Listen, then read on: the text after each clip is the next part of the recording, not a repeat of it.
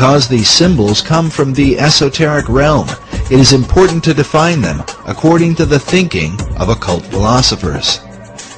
Symbols reveal and they conceal, and that's why they're used and that's why they're so important.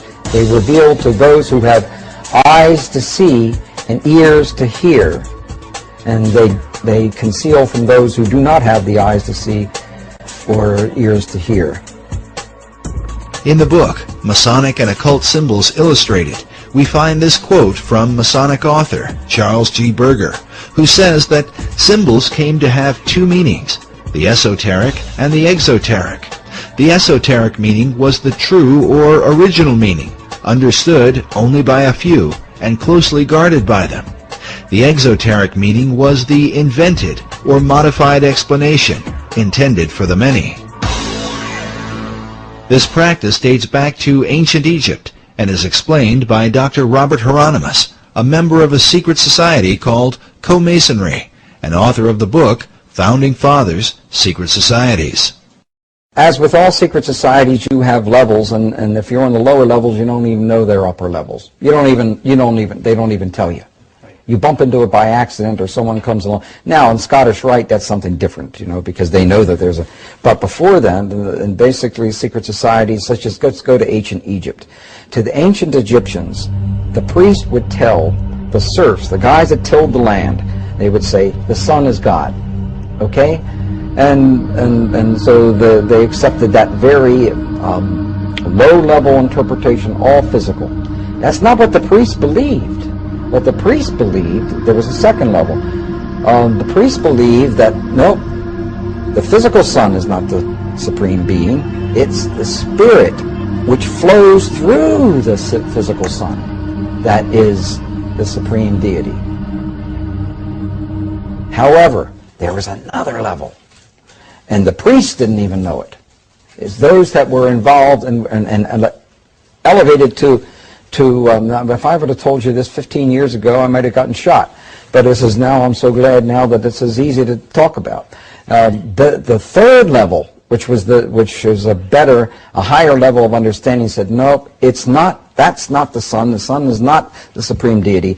Nope, yes, spiritual energies come through the sun. That's not what we're talking about. What we're talking about is the star Sirius. The dog star. The dog star, because the dog star was everything to the ancient Egyptians.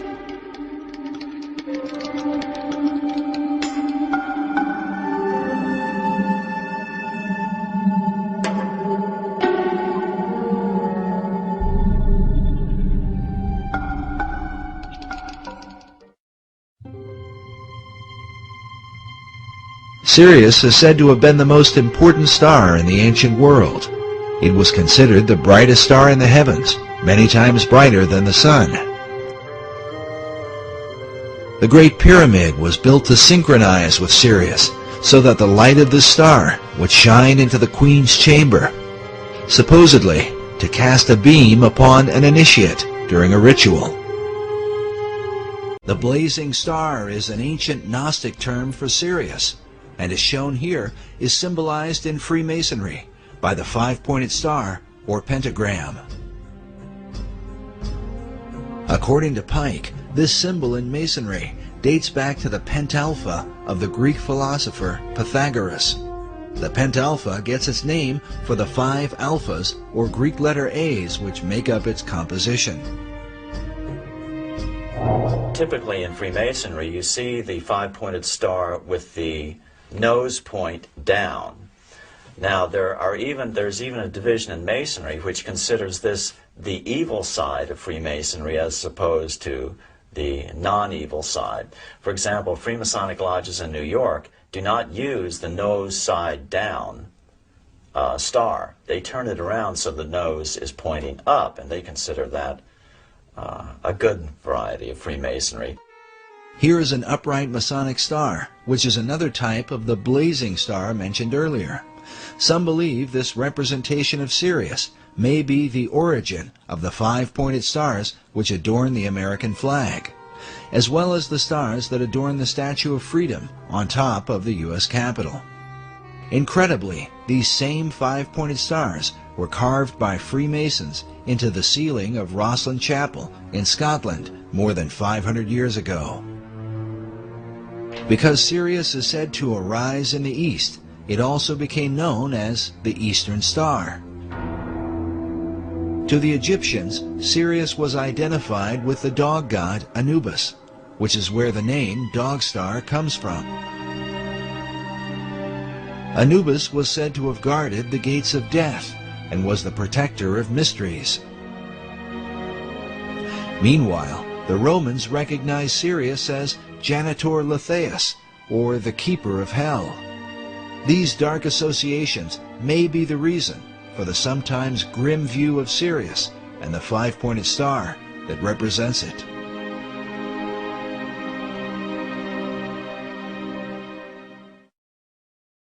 But Sirius was also associated with the Egyptian goddess Isis, and here, as we connect the dots, a more complete picture begins to emerge. For the Egyptians, the rising of Sirius in the east preceded the annual flooding of the Nile River, which for them was a magical event. It was also the time that the goddess Isis would appear and give birth to Horus, the divine child of the Egyptian Trinity. The all-seeing eye is also called the Eye of Horus, and in Freemasonry, Horus symbolizes the Masonic concept of a Christ. This is further represented by the hieroglyph used to denote Sirius. Notice the three symbols, an obelisk, a star, and a half circle. According to Egyptologists, the half circle is used to denote what is called the benben, or the capstone used atop the pyramids. Throughout all history, it has been said that the capstone to the Great Pyramid of Egypt has been missing, which is why the all-seeing eye of Horus floats in its place above the pyramid on the back of the dollar bill. According to occult philosophers, the light which illuminates the eye comes not from the sun, but from the dog star Sirius, as is demonstrated by this illustration of the blazing star of Masonry, centered by an all-seeing eye. As Robert Balville writes, in many esoteric traditions, the return of the capstone of the Great Pyramid will signal the return of the Great Initiate, which, according to many prophecies, signifies the return of the Christ. Albert Pike describes the Masonic Trinity as expressed through Sirius and the symbols that are seen in most all Masonic halls. Notice this image with the sun on one side and the moon on the other, while the all-seeing eye sits in between with light blazing behind it. Pike writes that the sun and moon represent the two grand principles, the male and the female. Both shed their light upon their offspring, the blazing star, or Horus.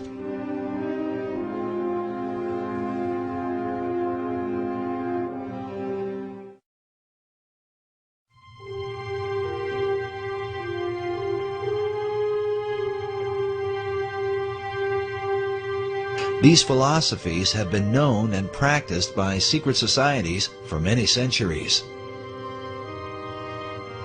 As the evidence will show, designing cities as a reflection of occult tradition was not a new concept to the Founding Fathers, among whom the influence of Freemasonry seems undeniable. In fact, the 110th Congress of the United States on January 5, 2007, passed House Resolution number 33 to honor the Freemasons for their contribution throughout America's history. The number 33 is well known as the honorary degree of Scottish Rite Masonry. The House Resolution read in part that the Founding Fathers of this great nation and signers of the Constitution, most of whom were Freemasons. The Masons felt in the United States that they were forming a Masonic republic. The concept of a republic dates back to the Greek philosopher Plato. Plato's Republic. That's a utopian theme, and that whole thing runs through our philosophy and thinking among the humanists to this day. They still think they would like to introduce Plato's Republic. Think about it. Every socialist country that's gone socialist have always called themselves a republic for that very reason. It was Plato who likewise set down the earliest known record of ancient Atlantis. Centuries later, Sir Francis Bacon would set down the New Atlantis, a tale which some believe was meant to be a blueprint for the New World, one based upon the teachings of ancient philosophers. Bacon didn't invent this New Atlantis concept. He was merely the inheritor of it. He was probably the most articulate proponent of it ever in history, but it preceded him. Bacon believed that the American continent was in fact the site of ancient Atlantis, a concept held by teachers of esoteric wisdom even today. The New Atlantis really was just America anyway. The east coast of America, if you take a look at the maps by other clairvoyants who have studied Atlantis, indicates that the east coast of America was the west coast of Atlantis. This country, America, is the remnant of the ancient Atlantis, and so is very susceptible to much of the history of Atlantis, the energies of Atlantis, and some of the actions, for instance, the religion of Atlantis. According to esoterics, the religion of Atlantis was in fact the mystery school teachings that were embraced by the ancient philosophers. Yet it might be said that none have been as prolific on this subject as 20th century philosopher Manly P. Hall, who wrote such books as The Secret Destiny of America and America's Assignment with Destiny. It was Hall that many Freemasons are said to have called Masonry's greatest philosopher. In 1934, Hall founded the Philosophical Research Society in Los Angeles, California, an organization dedicated to exploring the wisdom of all the world's traditions. It began in 1934, and I think in this building, the library itself was finished in 1936. This is one of the leading wisdom libraries in all of North America, if not the most comprehensive itself. The Philosophical Research Library has been highly regarded by esoteric students from all over the world. It is composed of books and artifacts collected by Manly Hall throughout his lifetime. Among those who revered the library was President Franklin D. Roosevelt, a Freemason and student of esoteric tradition. And Mr. Roosevelt himself, you know, back in 1942, after the Pearl Harbor invasion, sent some of his people here to microfiche the works in this library because he looked upon it as a national treasure. He wanted to preserve it. When Hall died in 1990, his role as president of the society was succeeded by Dr. Obadiah Harris. Manly Hall, who was